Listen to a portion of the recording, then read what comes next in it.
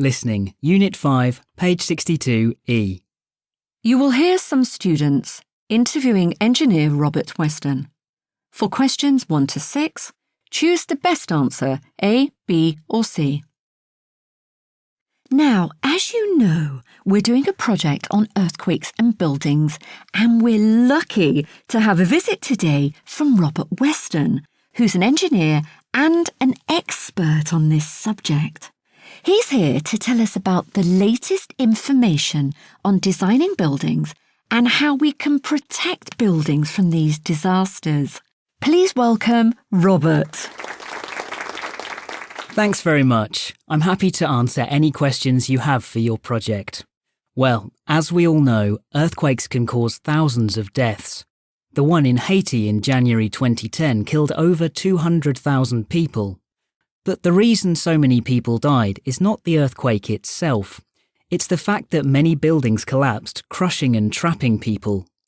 What interests me and other engineers is how we can build houses in developing countries that don't collapse during strong earthquakes. That's interesting. Now, has anyone got any questions? Put your hands up. Yes. Can you tell us? Are there any regulations when you construct buildings in richer countries? I mean, to make the buildings safe from earthquakes? Yes, there are. Modern concrete buildings are made stronger with steel, but this is expensive, so many poorer countries don't have the money for it. They just can't afford to pay for this.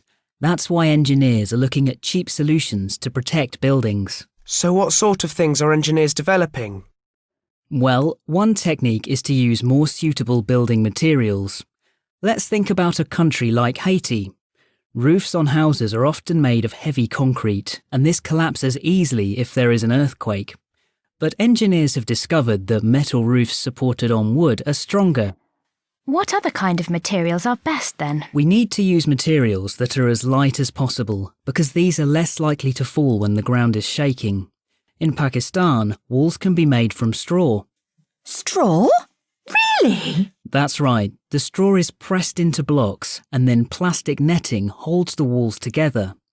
We put this on the inside of the wall. Of course, the outside of the wall is painted and looks completely normal. Is it true that some brick walls aren't strong enough if there is an earthquake? That depends. In Peru, they use a kind of brick which is locally produced and cheap to build walls. But these walls crack and collapse very easily. Again, plastic netting can hold these walls together better so that people can escape when there is an earthquake. So, Robert, what other local materials do developing countries use? Well, in India, engineers are using bamboo to make concrete stronger. And in Indonesia, they're trying to protect houses from underneath. They've put old tyres filled with sand under the building and then construct the house on top. Sorry, but are these cheap and local materials really better in an earthquake? Generally, yes. Some of them are not as effective as more expensive methods, but they're better than nothing at all, and something that poorer countries can afford. So, finally, Robert, do you think these new ideas will help protect people in these countries? Well, I hope so, but so far progress has been slow. Some of these new types of houses have been built, but sadly many millions of people are still in danger. Well, let's hope that many more houses will be safer in the future. Robert, many thanks for coming to talk to us today. My pleasure.